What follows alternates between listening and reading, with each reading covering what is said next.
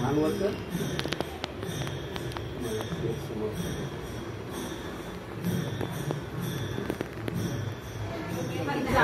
तयारी करून मी आपली गेलेली बरी तुम्ही कॉफी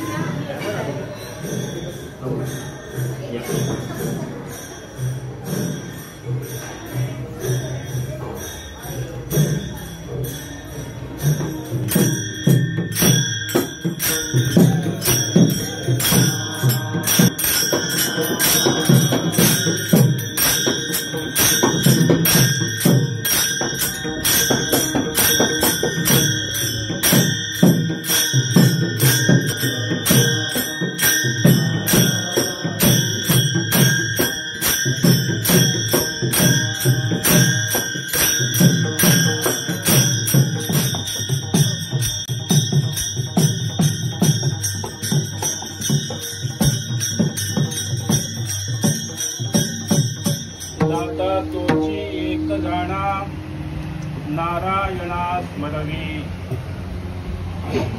आणि नाशिवंते काय जे दावी ते सुपंत आणि नाशिवंते काय नसले आय ज्याच्या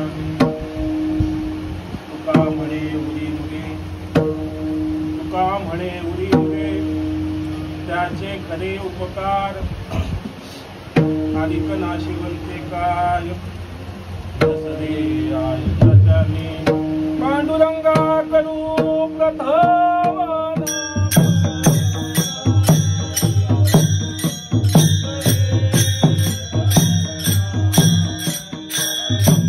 जी भजनाचा जो नेम विठोबांनी सुरू केला आणि त्यात आज मानखुर्द असो, कल्याण असो, वाळकेश्वर असो, अगदी विरार असो, लांबून लांबून मंडळी आज इथे भजनाचा लाभ घेत आहेत आणि म्हणून त्याचा वेलू गेला गगनावरी. आणि या मागील 50 वर्षात विठोबा बुवांचे जे साथीदार होते किंवा काही आपल्यातलेच जे आपल्याला आता सोडून गेले त्याबाबत जसं ज्ञानोबा म्हणतात, फुले वेचिताची बडू कळी अशी आला. ती फुलं वेचली, देवाने फुलं वेचली ती, पण त्याच्याने भजनाला फरक पडला नाही. कारण महात्मे नेम घालत असतात आणि नेम चालवायचं काम भगवंत करत असतो. आणि म्हणून ह्या ज्या कळ्या त्या कळ्या बहराला आल्या असं ज्ञानोबा जसं म्हणतात त्याप्रमाणे. कारण महात्मे नेम एखादे घालत असतात आणि त्याची जबाबदारी ही भगवंत पार पाडत असतो. जेव्हा आपल्याला असं वाटतं की बाबा आम्ही आहोत म्हणून इथे भजन होतंय, हे जेव्हा वाटेल तेव्हा इथे नेम होणं कठीण होईल. कारण जर तसं असतं तर नामदेवरायांना अशी म्हणायची वेळच आली नसती की नामा म्हणे केशवराजा म्हणे केशिराजा.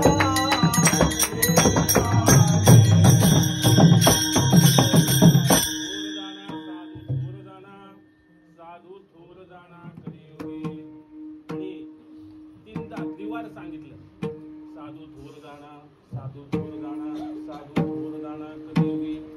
आणि म्हणून संत मोठे आहेत. मोठ्याचे देखील 2 प्रकार शास्त्राने सांगितले, ते म्हणजे नैमित्तिक मोठेपण आणि संसिद्धिक मोठेपण. नैमित्तिक मोठेपण म्हणजे काही काळापुरतं, काही निमित्ताने प्राप्त झालेलं मोठेपण, त्याला नैमित्तिक मोठेपण म्हणतो. आणि संसिद्धिक मोठेपण म्हणजे कायम स्वरूपी टिकणारं आणि आत्मस्वरूपाच्या ज्ञानाने जे प्राप्त झालेलं आहे त्याला संसिद्धिक मोठेपण म्हणतात. साधं उदाहरण द्यायचं झालं, बैल पोळ्याच्या दिवशी त्या बैलाचं जेवढं शेतकरी आणि त्याची कुटुंब जेवढी सेवा करतात ते जर बघितलं, आपल्याकडे कोकणात तरी तेवढं तो उत्सव तेवढा साजरा केला जात नाही, पण घाटावर भरपूर उत्साहाने हा उत्सव साजरा केला जातो. आणि आदल्या दिवशीपासून त्याचं जसा महिला मंडळी मेकअप करतात तसं त्या बैलाचे फुलापासून त्याला रंगरंगोटी करण्यापासून त्याच्यावर त्याची वस्त्र वेगळी, त्याच्या शिंगांना कलर करणं, वेगवेगळे उपाय. आणि त्या दिवशी बैलपोळ्याच्या दिवशी त्याला पुरणपोळीचा नैवेद्य वस्त्र. आणि जर जातीवंत शेतकरी एखादा असेल तर तो त्याला अरे तुरी सुद्धा म्हणत नाही त्या दिवशी. कामाला तर लावत नाहीच, पण नावाने सुद्धा त्याला हाक मारला. एवढं महत्व त्याला त्या दिवशी प्राप्त होतं. ते जर बघितलं आपण तर आपल्याला देखील वाटू शकतो एक बैल व्हायला काय हरकत नाही त्या दिवशी पुरतं. तसंच पण काय ते एका दिवसापुरतं. दुसऱ्या दिवशी परत आहे नांगरीला लावलेलं. मग ते झालं नैमित्तिक मोठेपण. आणखी एक उदाहरण द्यायचं झालं तर नवरदेव पाटील भारत कुठे मागच्या एकादशीला पाटील बाबांनी आमच्या सांगितलं की नवरदेवाला नवरदेव का म्हणतात. का तर हळद लागल्यापासून ते हळद उतरवणी करेपर्यंत ह्या नवग्रहांची त्याच्यावर सत्ता चालत नाही. आणि म्हणून एखाद्या देवा इतकी ताकद त्याच्याकडे राहते म्हणून त्याला नवरदेव म्हणतात. आणि आताच जर बघितलं तर 2020 चालू झाला. सकाळी साखरपुडा, दुपारी हळद, रात्री लग्न. पण पूर्वीच्या काळात 3-3, 4-4, 5-5 दिवस 5-5 दिवस लग्न समारंभ चालायचा. आणि नवरदेव त्याच्या मागे पुढे 2-3 जण. त्याचा मोठा जरी भाऊ असेल तरी तो तेव्हा त्याच्या मागे पुढे त्याचं सामान पकडायला या सर्व गोष्टी. अहो एवढं तर काय, त्याला प्रातःविधीला जायचं असेल तर त्याच्याबरोबर बँड असायचा. एवढं त्याला महत्व. नवऱ्याला घोड्यावर बसवायचे त्याला. तेवढ्या दिवसापुरतं त्याला घोड्यावर बसवलं, नंतर तो गाढव होतो. याला म्हणतात वरासनी पाषाण. तो न मानावा सामान्य. जरी पाषाण दगड जरी असला तरी तो वरासनी जरी असेल तरी तो सामान्य त्याला मानावायचा नाही. कारण त्याला तो अधिकार आहे. तेव्हा त्याचं ते महत्व आहे ते वेगळं आहे. याला म्हणतात नैमित्तिक मोठेपण. काही काळापुरतं मोठेपण आलेलं आहे. आणि संसिद्धिक मोठेपण जे असतं ते आत्मज्ञानाने प्राप्त झालेलं असतं. आपल्याकडचे जे गुण असतात त्याने आपल्याला जे प्राप्त होतं ते संसिद्धिक मोठेपण असतं. आणि संत हे संसिद्धिक मोठेपणातले आहेत. जसं व्यवहारात 3 प्रकारे आपण मोठेपण सांगतो. काही जण जन्मताच मोठी असतात, काही प्रयत्नाने मोठी होतात, आणि काहींना मोठे नसताना मोठं म्हणावं लागतं. काही जन्मताच मोठी असतात. उपजताती ज्ञानी हे वर्म जाणूनी आले लोटांगणी रामदेव ज्ञानोबाराय निवृत्तीनाथ हे सर्व जी भावंड आहेत ही उपजताती ज्ञानी जन्मापासूनच मोठे. काही साधक अवस्थेला प्राप्त होऊन साधक अवस्थेतून सिद्ध अवस्थेला प्राप्त झाले. काही प्रयत्नाने मोठे झाले. आणि काहींकडे मोठेपण नसताना आपल्याला मोठेपणा द्यावा लागतो. पण संत हे कसे आहेत तर संसिद्धिक मोठेपणातले संत आहेत. म्हणून जसं लहानाने मोठ्यांचं वर्णन करावं तसं आपण संतांचं वर्णन केलं पाहिजे. हे झालं दुसरं कारण. पहिलं कारण आपण काय बघितलं, संत हे वर्णनीय आहेत म्हणून संतांचं वर्णन करावं. दुसरं कारण बघितलं, संत हे मोठे आहेत म्हणून संतांचं वर्णन करावं. तिसरं कारण बघताना माऊलींची एक उभी आहे. तरी हरपले आपण पेपावे तरी संता ते पाहता दिवसावे म्हणून वाणावे ऐकावे तेची सदा. तेची चकारात्मक सांगितलं. तेची सदा वाणावे ऐकावे. सदा म्हटले, कधी कधी नाही, आधी मध्ये नाही. तेची वाणावे तेची ऐकावे सदा. काय या संतांचं महात्म्य वर्णन करा, संतांचं गुणगान गा. का त्याचा फायदा काय तर हरपले आपण पे पावे. हरपले आपण पे पावे म्हणजे आपली हरवलेली वस्तू आपल्याला प्राप्त करून घ्यायची असेल तर या संतांचं वर्णन तुम्ही करा, संतांचं नामचिंतन करा. तुम्ही म्हणाला आमचं हरवलं नाही, सगळं तर जागेवर आहे. तर तसा विषय न करता थोडक्यात सांगायचं, आपल्याला वेळ नाही तर आपण कोण आहोत इथून सुरुवात. आहे मी हा कोण करावा विचार मने ज्ञानेश्वर निवृत्तीचा. पोहम कथमिदम जातम कोई कर्तस्य विद्यते. आपण कोण आहोत, आपल्याला आपण कोण आहोत हे सुद्धा माहित नाही. आणि ह्याचा जर विचार करायचा असेल, ह्याचं ज्ञान जर आपल्याला प्राप्त करून घ्यायचं असेल, ते ज्ञान पैगा बरवे जरी मनी आठी आणावे या भजावे सर्वस्वीशी. ते जर ज्ञान प्राप्त करून घ्यायचं असेल तर केवळ आणि केवळ या संत महात्म्यांकडून प्राप्त होतं. आणि म्हणून त्यांचं वर्णन करावं. तिसरं कारण झालं. चौथं कारण काय तर आपल्या पुण्यामध्ये वृद्धी जर करून घ्यायची असेल तर संतांचं वर्णन करावं. पुण्यवंत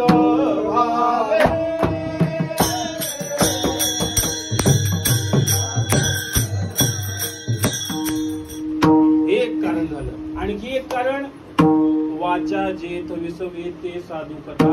आपल्या वाचेला आराम मिळतो, विश्रांती मिळते आणि म्हणून त्या संत महात्म्यांचं वर्णन करावं.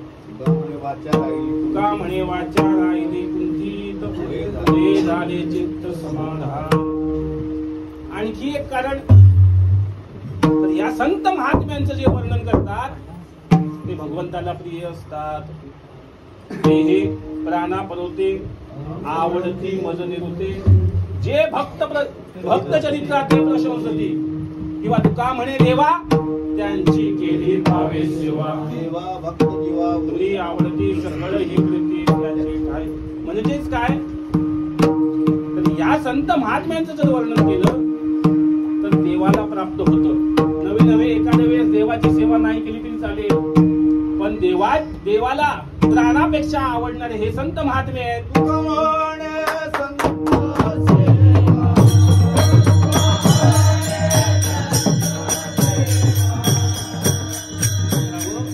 संत हे वर्णनीय आहेत. संत हे मोठे आहेत.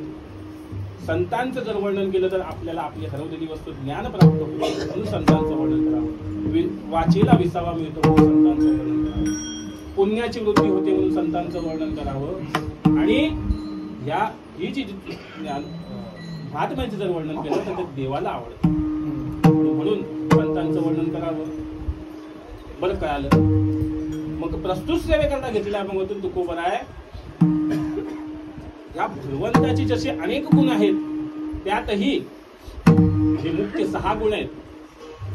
ऐका यशस्वी औदार्य ज्ञान वैराग्य ऐश्वर्य हे 6 गुण म्हणून तू भगवंत. हे जे 6 महत्वाचे मुख्य गुण आहेत त्यापैकी जसं औदार्य हे गुण आहे तसं हरी कैची हरीचे दास तसंच देवाचे जसे गुण आहेत तसे संतांचे जसे सेम गुण आहेत. कारण त्या दोघांमध्ये तसा बघायला गेलं तर फरक नाही. देवते संत निमित्त आणि म्हणून त्या संतांकडे देखील अनेक गुण आहेत आणि त्यापैकी दातृत्व हा जो गुण आहे याचं वर्णन तुकोबराय करतात. दाता तोच एक जाणा नारायणा स्मरवी. तुकोबराय म्हणतात या जगामध्ये दाता केवळ एक आहे आणि तो कोण आहे तर नारायणा स्मरवी. नारायणा स्मरवी. नारायणाचं जे स्मरण करून आपल्याला देतो तोच एक दाता आहे. जर दानाला हिंदू धर्मामध्ये भरपूर आपल्या महत्व दिलेलं आहे. वेगवेगळ्या प्रकारचे दान आहेत. गोदान आहे, भूदान आहे, रक्तदान आहे, कांचन दान आहे, अन्नदान आहे, काही नाही समजलं तर मतदान आहे. एवढ्या प्रकारची दान आहेत. पण जर आपल्याला दान करायचं असेल तर जो दाता असतो त्याच्याकडे 3 गुणाची आवश्यकता असते. ते म्हणजे त्याच्याकडे स्वतंत्रता असावी, तो स्वतंत्र असावा, त्याच्याकडे सामर्थ्य असावं किंवा ऐश्वर्य असावं आणि तिसरं म्हणजे औदार्य असावं, उदारता असावी. सगळ्यांकडे सगळ्या गोष्टी मिळतील याची खात्री नाही. काही जणांकडे अफाट पैसा असतो, देण्याची इच्छा देखील असते आणि जर आपण गेलो पूर्वी दादा गेले मी गेलो समजा एका माणसाकडे आम्ही घेतलो हो आमच्याकडे गुढीपाडव्याचा उत्सव असतो जरा पावती फाडा. अहो वा काय तुमचा उत्सव काय भजन चालतं तुमचं आनंदच असतो आम्हाला. तर त्याच्यामध्ये आम्ही जे काय देऊ शकलो तर आम्हाला म्हणजे पुण्यच आम्हाला मिळेल. आम्हाला असं वाटतं की बाबा आता हा पूर्ण दिवसाचा खर्च होतो. आणि जेव्हा आपण पावती लिहायला जातो तेव्हा तो म्हणतो थांबा तिला येऊन दे. याचा अर्थ काय देण्याची इच्छा आहे, सामर्थ्य पण आहे पण स्वतंत्र आहे. काही लोकांकडे स्वतंत्रता असते, देण्याची इच्छा असते, पण सामर्थ्य नसतं. समजा आपल्यासारखा एखाद्या मध्यमवर्गीय माणूस चंद्रभागेला आंघोळीला गेला आणि परत येताना त्याला असे चंद्रभागेच्या घाटावर बसलेली घरे भिकारी दिसले. काहींची अवस्था बिकट एवढी असते, त्याला बघून कळवळा की जर आपल्याकडे जर काही पैसे असते तर आपण ह्याला देऊ शकतो, पण ह्याच जेमतेम चालू असतं. तात्पर्य काय तर देण्याची इच्छा आहे, स्वतंत्र देखील आहे, पण सामर्थ्य नाही. काहींकडे पैसा भरपूर असतो, स्वतंत्र देखील असतात, पण देण्याची इच्छा नसते. आपल्याला बरेच असे लोक भेटतात, पुढे सांगतात खूप पैसा आहे आमचा, हे ते, पण आम्हाला हे आम्ही याच्यात मानत नाही, आम्हाला हे आपल्याला टाळकुटे म्हणतात. ह्याच ठिकाणी जर दुसरा कोणता तुम्ही ऑर्केस्ट्रा किंवा अजून काही कार्यक्रम केला तर त्याला पावती पाडते. पण जसं तुकोबराय म्हणतात, दाणे कापे हात नावडे देवीची मात. हात कापायला लागतो त्यांचा, बाकीच्या वेळी काय नाही, पण दान करताना हात कापतो. म्हणजेच काय, त्यांच्याकडे सामर्थ्य देखील आहे, स्वतंत्र देखील आहेत, पण औदार्य नाही.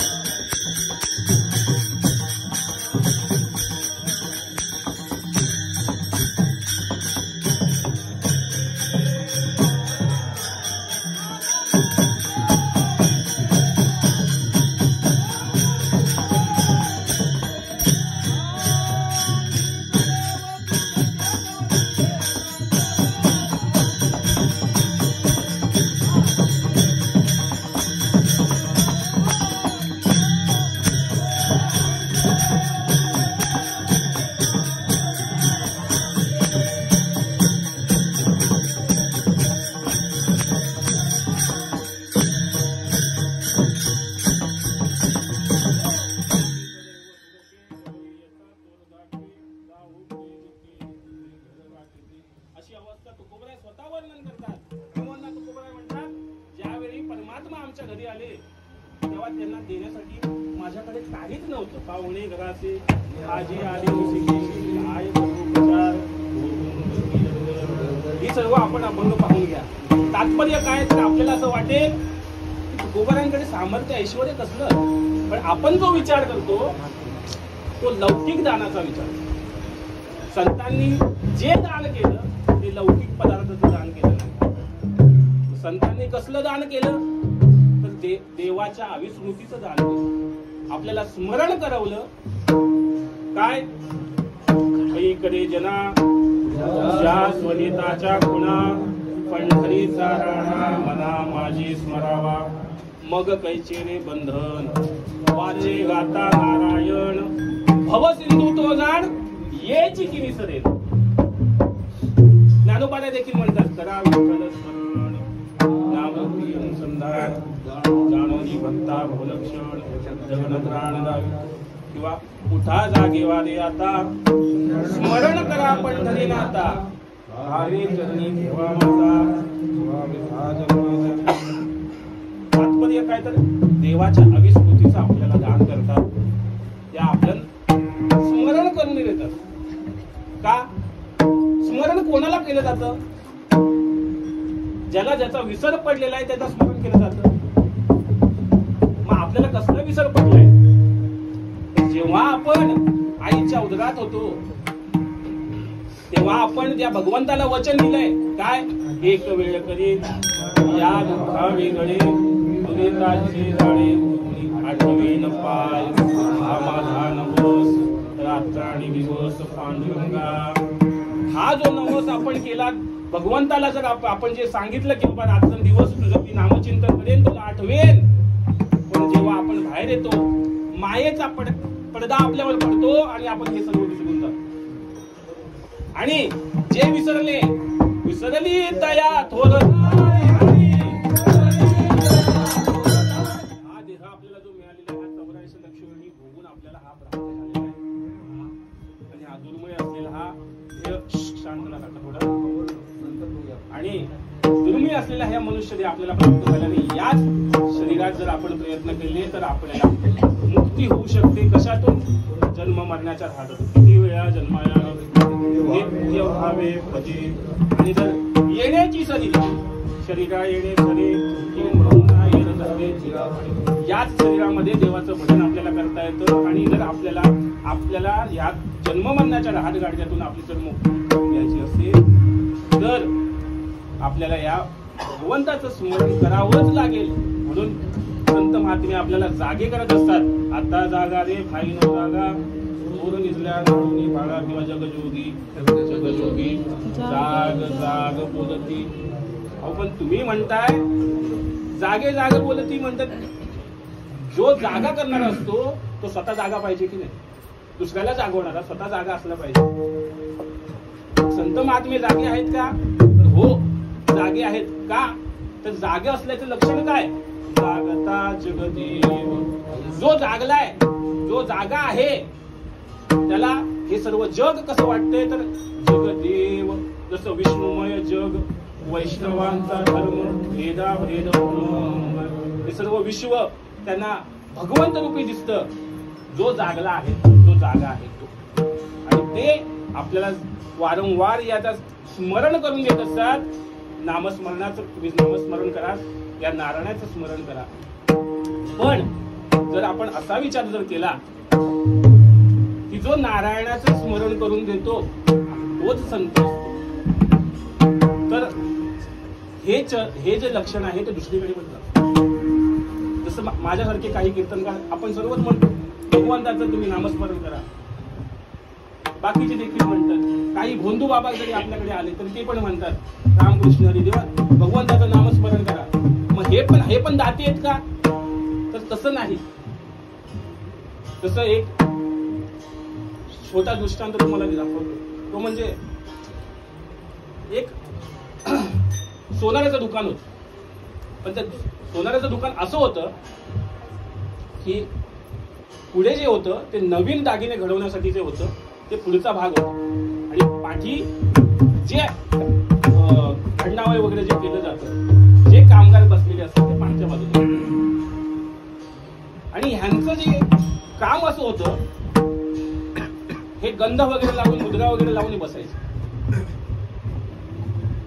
आणि कोण गिराईक आला पुढे बसलेला माणूस म्हणणार हरिओम हरिओम. पाठच्याला कळणार गिराईक आले. मग तो त्या म्हणणार हा बरं हे काम करायचंय बरं पाठच्या दुकानात पाठवून देणार. मग पाठचा म्हणणार केशवा केशवा.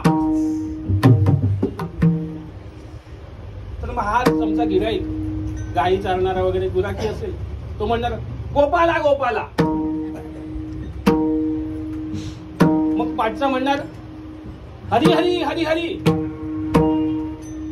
तर मग हा म्हणणार हर हर हर हर किंवा नारायणा नारायणा. वास्तविक लोकांना वाटत की काय नामस्मरण करतात ते दिवसभर नामरूपी त्यांचं एकदम अनुसंधानच चालू. केवळ नामस्मरण करतात, धंदा करतात की नामस्मरण करतात. पण ही सांकेतिक भाषा होती. का? तर कोण आलं तर त्याला जे काम आहे तो पाठी दिल्यावर तो म्हणायचा केशवा. अरे गिराईक कसं आहे? बावळट आहे की हुशार आहे? केशवा केशवा. तू जर साधा असेल गुराखी असेल तू सांगायचा गोपाला गोपाला. म्हणायचंय ह्याच्यातून काय काटछाट करायची का हरी हरी हरी हरी. तर मग साधा माणूस असेल तर म्हणायचा हर हर हर हर. आणि जर ओळखीचा असेल चांगला हुशार असेल तर म्हणायचं नारायणा नारायणा. तात्पर्य काय? हे देखील दाते म्हणावे लागतील. मग तर तसं नाही. नारायणाचं स्मरण करून देणारे जे आहेत ते केवळ दातेने म्हणता. जसं व्याकरणात विभक्ती असतात सलाते सलानाते नेशी वगैरे आपण जसं लहानपणी शिकलो असतो तसं षष्ठी जर आपण त्याची विभक्ती केली तर नारायणाचं स्मरण करून देतात त्यांना दाता म्हणतात. जर आपण द्वितीय विभक्ती लावली तर नारायणाला स्मरण करून देतात त्यांना दाता म्हणावं. नारायणाला याच्यामध्ये पण दोन प्रकार पडतात. कोणता? पहिला प्रकार, नारायण म्हणजे कोण? तर आपणच नारायण आहोत. कारण तुकोबऱ्या म्हणतात अमर आहा, अमर आहा, हरे कृपा होते. किंवा तुका म्हणे देवची बरे, देवची बरे, तुका म्हणे खरे तुम्ही. आपण स्वतः देवाचाच अंश आहोत, आपण नारायण आहोत, पण आपण आपल्याला आपल्या स्वतःच्या आत्मस्वरूपाचं अज्ञान झालेलं आहे. आणि म्हणून ते आपल्याला नारायणाला सांगतात की बाबा तू नारायण आहेस, त्याचं स्मरण तुला राहून दे. हा. किंवा दुसरीकडे जर विचार दुसऱ्या पद्धतीने केला तर नारायणाला स्मरण करून देतात, म्हणजे भगवंताला आपली आठवण करून देतात. आपला कळवळा त्यांना येतो आणि म्हणून ते भगवंताला सांगतात. जसं तुकोबऱ्या म्हणतात कृपाळू सज्जन तुम्ही संतजन, हेची कृपादान तुमचे आठवण तुम्ही द्यावी पांडुरंगा, किंवा माझे सांगा कापुरती. संत महात्म्यानं सांगतात की तुम्ही आठवण करून द्या, म्हणजे नारायणाला स्मरण करून द्या. असा जर विचार केला तर दाते कोण आहेत?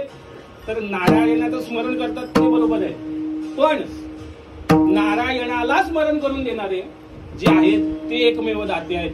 आणि म्हणून तोची आणि एक, हा, मग असे जे दाते आहेत बाकीचे जे आहेत. एकाने विचारलं बाबा तुकोबरा आहे, जगात अनेक दाते होऊन गेले, कर्णासारखा दाता होऊन गेला, हा, बाकीचे अनेक दाते आहेत, मग हे दाते नाहीत का? तर तसं नाही, ते देखील दाते आहेत. पण जसं हा लाईटचा प्रकाश आहे, हा आता आपल्याला प्रकाश देतोय, पण सकाळी जर सूर्याच्या बाजूला जर ती ट्यूबलाईट लावली तर तिचा प्रकाश पडेल का? तर नाही. आणि म्हणून तोची सकारात्मक सांगितलं आणि एक, दोघांनी दोन शब्द वापरले आणि व्यावृत्ती केली. तोची शब्द मनुष्यगणाला लावा आणि एक भगवंताला लावा. भगवंताचं देखील दानशूरपणा तिथे कमी पडतो, कारण भगवंतासाठी देखील ह्या दोन शब्दाचा वापर केलेला पाहायला आपल्याला मिळतो. विटेवरी ज्याची पावले समान, तोची एक दानशूर दाता.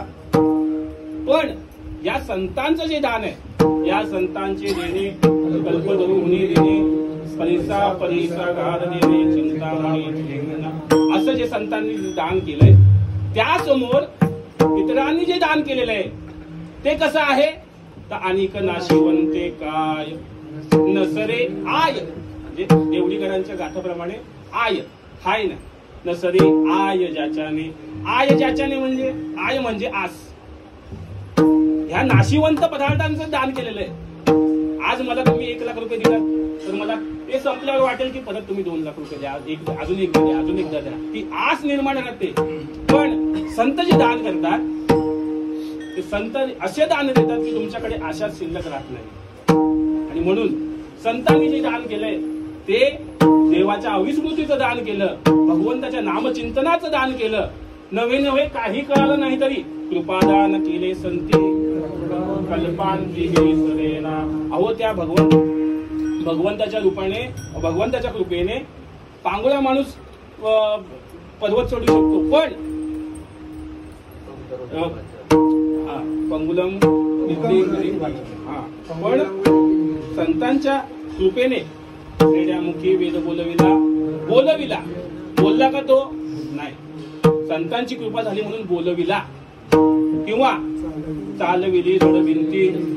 अहो त्या कृपेचा एवढा परिणाम झाला की त्या रेड्याचे देखील एक दिंडी पायीवारीत असते, त्याचा देखील लोक पाया पडायला जातात, तिथे मोठा उत्सव होतो. नवे त्या भिंतीचा महिमा एवढा झाला की तिथे देखील उभं राहून वारकरी अभंग म्हणतात. तिथे जाऊन साक्षात जरी ज्ञानोबारांचं दर्शन जरी झालं नाही तरी त्या भिंतीचं दर्शन झालं म्हणजे ज्ञानोबारांचं दर्शन झालं असं म्हणतात. एवढी त्या भिंतीला महती प्राप्त झाली. कशाने प्राप्त झाली? कृपादान केले संती.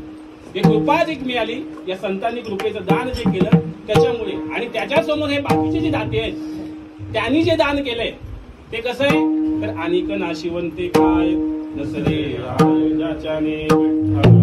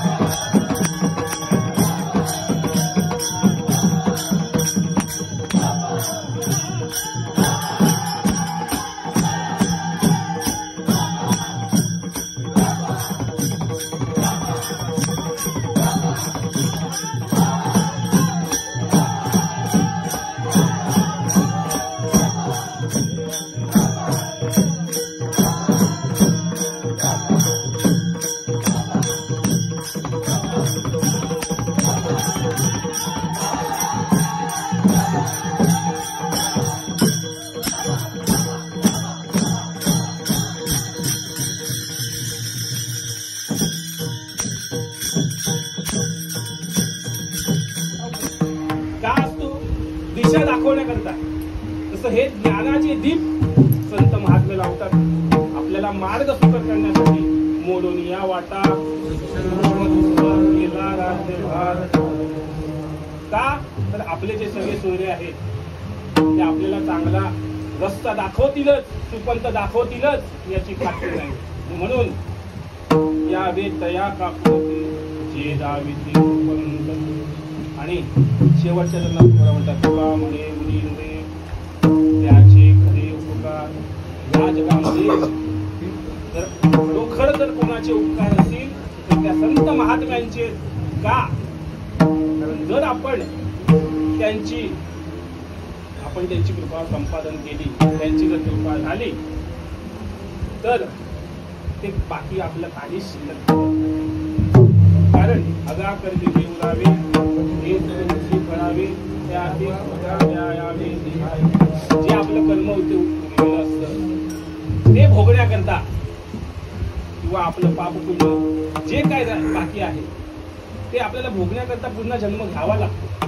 पण या जर संतांची आपल्याला कृपा झाली मग जसं संत महात्मे कसे तर एक पाप पुण्य त्यांना पाप पुण्य काही नाहीत आणि त्यांना कर्म देखील काही उरत नाही.